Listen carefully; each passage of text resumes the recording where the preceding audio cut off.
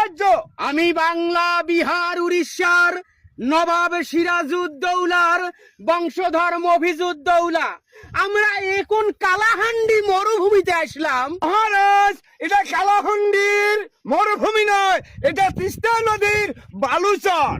Atlantic দেখেছি, প্রশান্ত দেখেছি, দেখেছি সুয়েজ খাল, বুড়ি গঙ্গার মাকেও দেখেছি।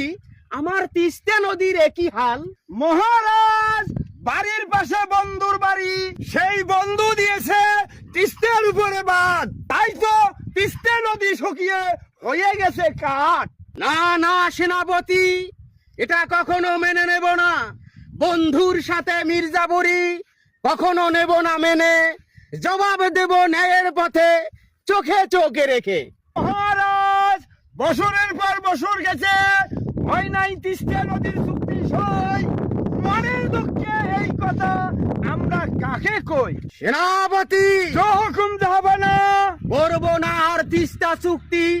বন্ধু ভেবে অনেক খেয়েছি ধোকা, নরম কাঠে কুড়াল শক্ত।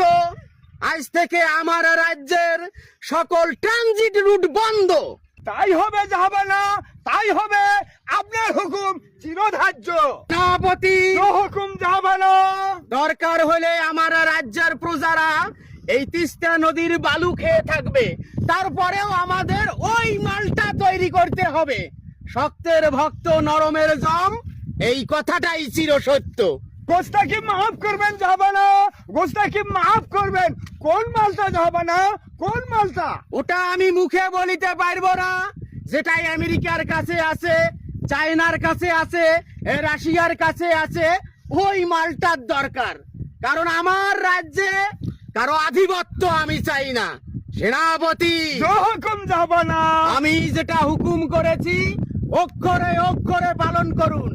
আর আমার প্রজাদেরকে বলে দেন, দরকার হলে তারা তিস্তা নদীর বালু খেয়ে থাকবে, তাও আমার ওই মালটার দরকার।